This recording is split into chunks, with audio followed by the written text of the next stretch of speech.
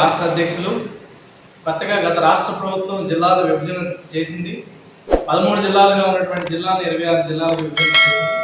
జిల్లాలు విడిపోయిన తర్వాత బాపట్ల జిల్లా ముఖ్యంగా విద్యారంగం అభివృద్ధి అయ్యేటువంటి ప్రాంతం. ముఖ్యంగా బాపట్ల జిల్లా వ్యవసాయ ఆధారితంగా ఉన్నటువంటి ప్రాంతం. అంత గ్రామీణ ప్రాంతం. వ్యవసాయం చేసుకునేటువంటి పేద గ్రామీణ ప్రజానికి ఎక్కువ మంది ఇక్కడ నివసిస్తూ ఉంటారు.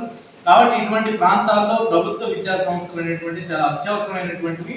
గత ప్రభుత్వం కూడా అనేక మండలాల్లో కొల్లూరు కావచ్చు, బట్టిప్రోలు కావచ్చు, అమర్తలూరు కావచ్చు, ఈ 3 మండలాల్లో జూనియర్ కాలేజీలు ఏర్పాటు చేయాలని గత ప్రభుత్వం ఇచ్చింది. ఈ ప్రభుత్వం దాన్ని అమలు చేయాలని ఎస్ఎఫ్ఐ డిమాండ్ చేస్తూ ఉంది. దాంతోపాటు ఈ ప్రాంతంలో ఏర్పడే జిల్లా విభజన జరిగిన తర్వాత 4 ప్రభుత్వ డిగ్రీ కాలేజీలు ఈ ప్రాంతంలో ఉన్నాయి.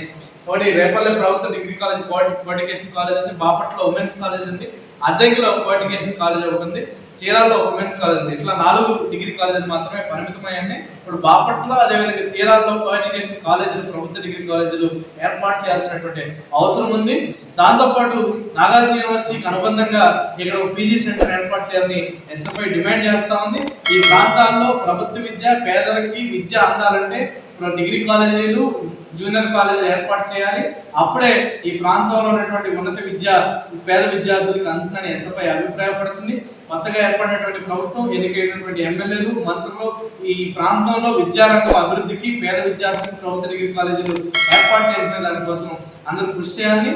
అట్లాగే ఈ జిల్లాలో సంక్షేమ వసతి గృహాల అభివృద్ధి కోసం కూడా ఈ కొత్తగా వచ్చినటువంటి ప్రభుత్వం, స్థానిక మంత్రులు, ఎమ్మెల్యేలు కూడా కృషి చేయాలని ఎస్ఎఫ్ఐ డిమాండ్ చేస్తుంది.